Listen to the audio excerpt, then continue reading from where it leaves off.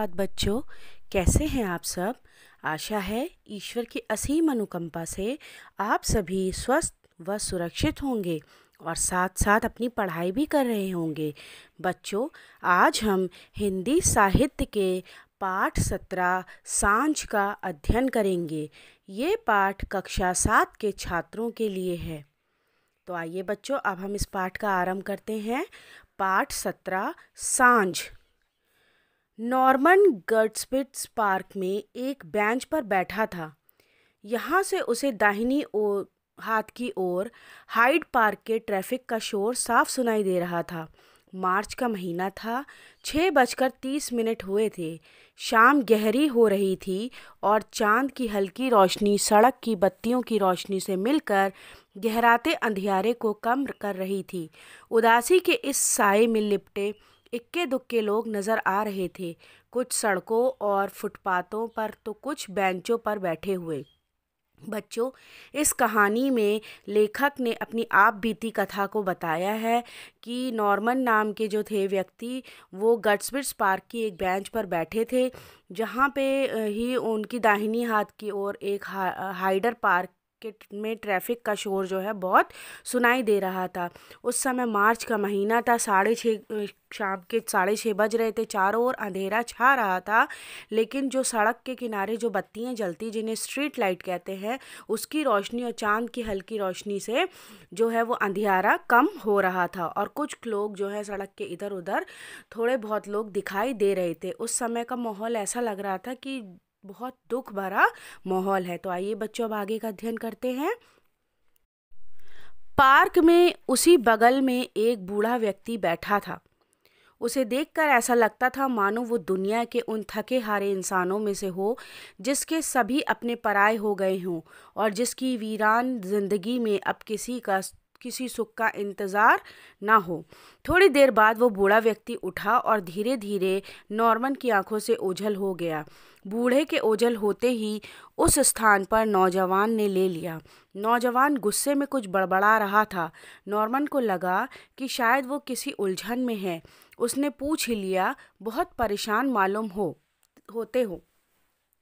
बच्चों, आगे की कहानी में लेखक अपनी कहानी का वर्णन करते हुए कहते हैं कि जब वो पार्क में बैठे हुए थे, तभी उनके बगल में उसी बेंच पर एक बूढ़े व्यक्ति आकर बैठ गए और उनको देख के ऐसा प्रतीत होता था कि वो अपने जीवन से बहुत ही थक हार चुके हैं, बहुत ही निराश हैं। वो थोड़ी देर वहीं बैठे रहे। उसके बाद वो बूढ़े व्यक्ति जो है वहाँ से उठकर चले गए और जैसे ही वो वहाँ से चले गए तो नॉर्मन के बगल में उसी स्थान पर एक नौजवान, एक यंग व्यक्ति आके बैठ गया और वो वहाँ पे बहुत ही गुस्से में बैठा हुआ था और कुछ बड़बड़ कर रहा था।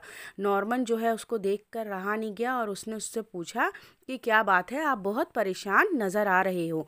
तो आइए बच्चों, अब आगे का अध्ययन करते हैं। जी हाँ, नौजवान ने उत्तर दिया, यदि आप मेरी जगह होते तो मेरी उलझन समझ पाते। आज तक मैंने कभी इतनी बेवकूफ़ी का काम नहीं किया। सच? नॉर्मन ने अनमने भाव से कहा। मैं दोपहर में यहाँ पहुँचा, सोचा पैटागोनियन होटल में ठहरूंगा। नौजवान ने अपनी बात जारी रखते हुए कहा, वहाँ पहुँचा तो देखा होटल ही को गिरा कर वहाँ एक सिनेमा हॉल बना दिया गया है।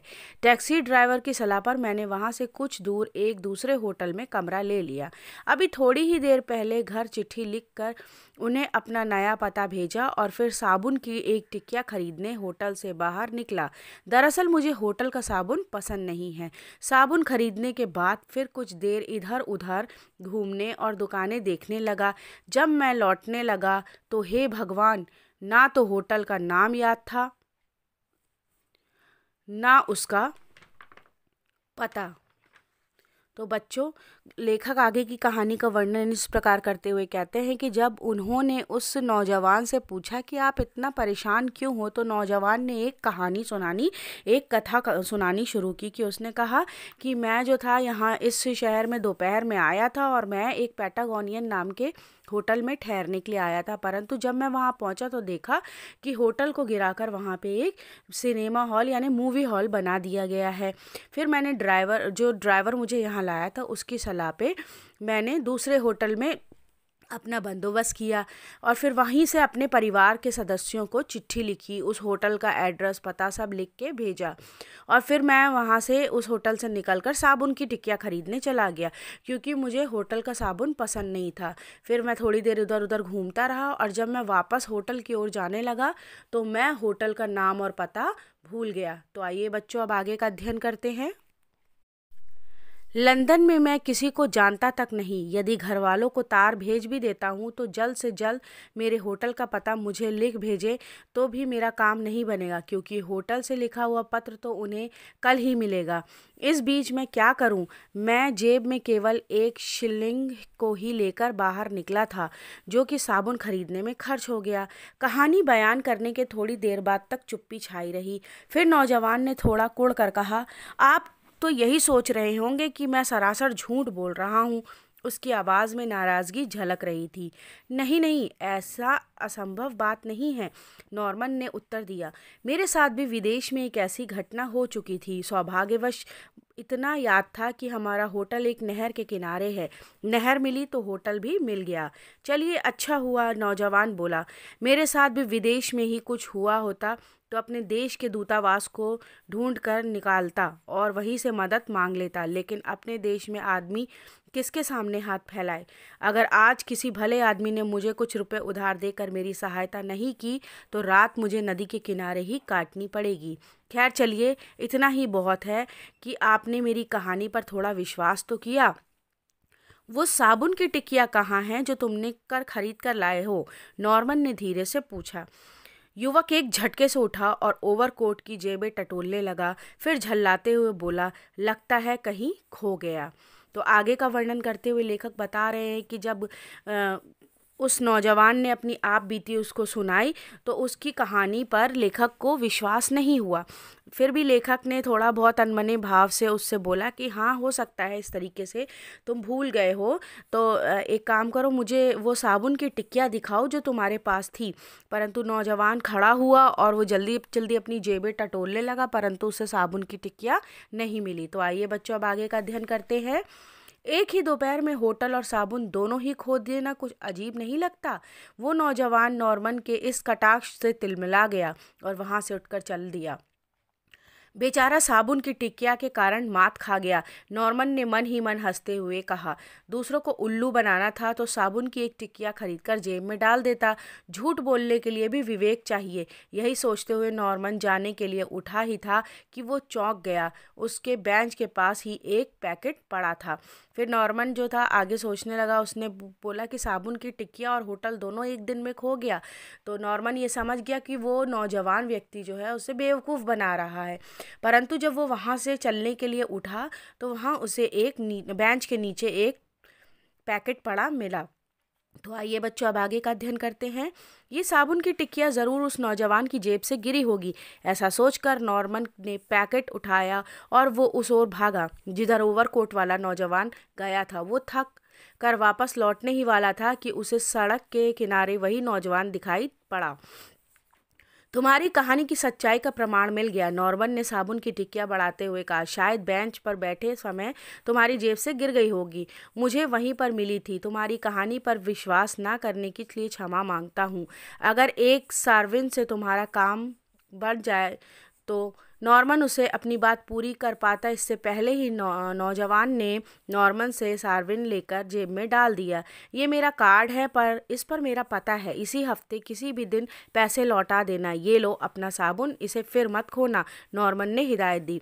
बच्चों, फिर आगे का वर्णन करते हुए नॉर्मन बताते हैं कि नॉर्मन को जब वो साबुन की टिक्कियाँ मिली तो उन्हें उस नौजवान की कहानी पर विश्वास हो गया। वो उस नौजवान को ढूंढने पहुंचते हैं तो वो सड़क के दूसरी ओर उसे मिलता है।